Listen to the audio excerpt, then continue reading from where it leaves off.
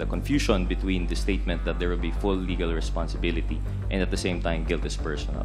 While there's the mentioning that he will take full responsibility in the cases of, for example, the Barayuga Slay, and of course, also of the killing of the 3 Chinese nationals. I would like to mention that in the case of the Davao Penal Colony, that according to our witnesses, your name was also utilized, Mr. President.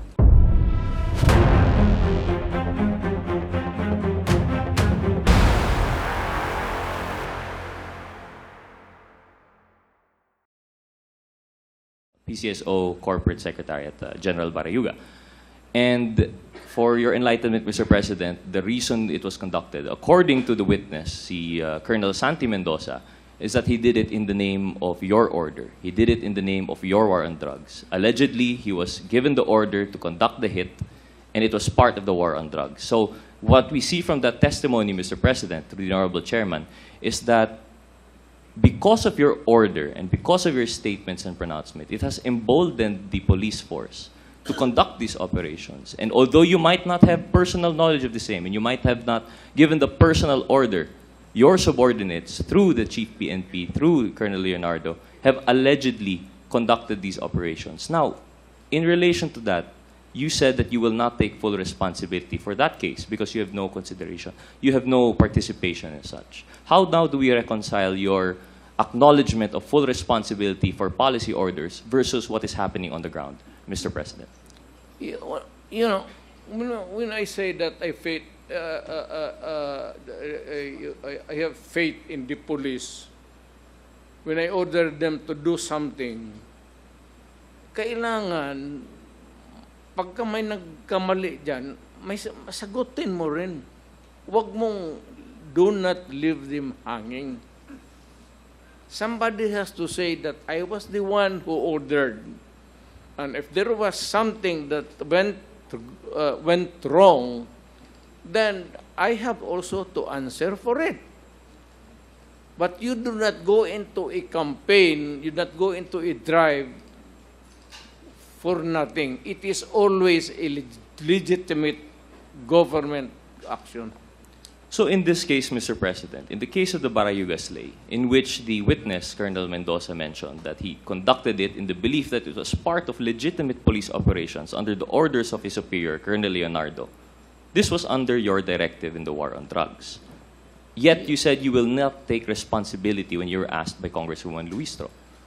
So that I repeat the question, Mr. President, with all due respect, how do we now reconcile you're taking full responsibility for the policy consideration, yet when it comes to the individual cases where policemen are left hanging, for your information po, Mr. President, si Colonel Santi Mendoza made this statement. He is still currently serving as a police colonel.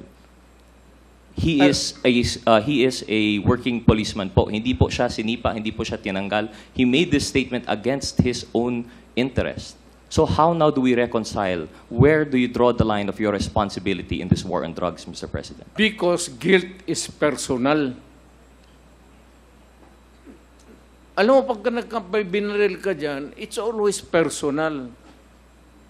So in that sense, hindi mo talaga sasagutin yan because anong ang nasa isip niya? Kung sabihin mo, drive lang, pati yung tao dyan nakaupo lang, barilin mo, that is something, lumaban. Pero kung sabihin mo, ako ang nag-utos, I take full responsibility what happened. So, if there is a case that is going to be filed, you can file the case against me, including the erring policeman. I will not exempt myself. Hindi ako nagbibitin ng tao. So, kasali ako dyan. O sige, i-demanda mo kami. File a case in court at kaso tayo. Thank you, Mr. President. Just a short manifestation before I proceed with the rest of my questioning. I would like to... Ganyan yan eh. Pag may magsabi ko, sige, mag-conduct kayo ng operation. Pag nakabulyaso yan, rightly or wrong, pag sabihan, utos kasi ni Mayor, di wag mo bitinin yung tao. Kasi hindi naman lahat ng police talagang bright. Pero the fact that they were there in pursuance to your order for a legitimate purpose, maybe to stop smuggling or raid a laboratory there somewhere. Ganon. Well, thank you for that clarification, Mr. President. But as I mentioned, to continue my manifestation, for the consideration of the committee, it would be hard for us to take the statement that the former president would take full legal and moral responsibility, yet at the same time insist guilt is personal. I hope this is something that we consider taking his statements moving forward. And I think, Mr. President, That's a principle of law kasi guilt is personal. That is not mine. But when I say I take full responsibility, meaning to say, if there is going to be an accounting for the actions of the police, you can include me because I gave the order. Pero yung kasi sabihin mong guilt, because guilt is personal. Hindi mo mapasa yan sa akin. But the order, sabihin mo yung order ng mayor, akin yan, that is different. Kung ano yung individual guilt doon, hindi, kung sabihin mo, overall, nakabulyaso yan, akin yan. At hindi ko, in many cases, mayor for almost 30 years, and even as president, when I ordered na, tinuturo ko talaga sarili ko, akin yan, para magtrabaho ang mga tao.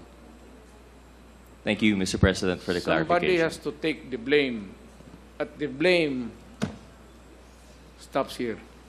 Thank you, Mr. President. Yet, Mr. Chair, I repeat my manifestation that the confusion between the statement that there will be full legal responsibility and at the same time guilt is personal.